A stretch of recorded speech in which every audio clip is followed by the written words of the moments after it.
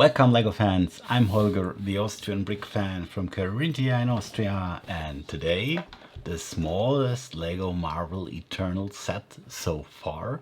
This is the Eternals Aerial Assault set number 76145. It contains 133 pieces and the price is $10 or euros.